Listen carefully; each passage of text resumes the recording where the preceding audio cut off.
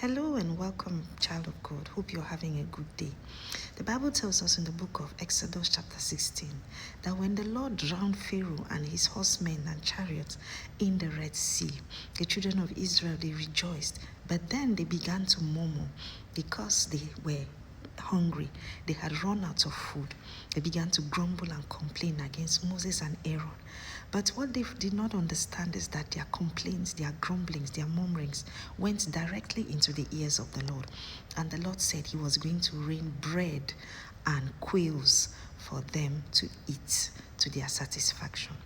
And if we read through that book of Exodus, we will see that on a daily basis, throughout all the time, the number of years that is spent in the desert, in the wilderness, the Lord provided food for them. They did not go hungry for a day.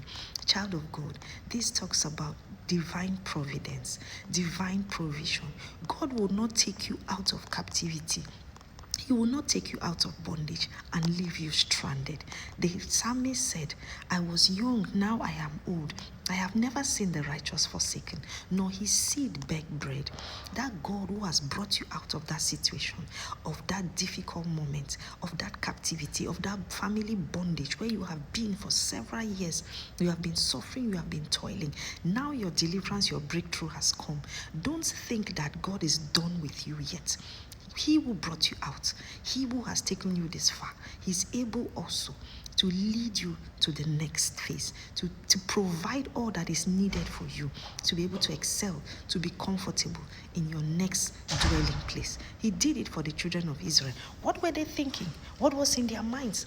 Believing that God who had delivered them, who had brought them out of captivity for over 400 years, was going to leave them stranded? No way. That's not our God.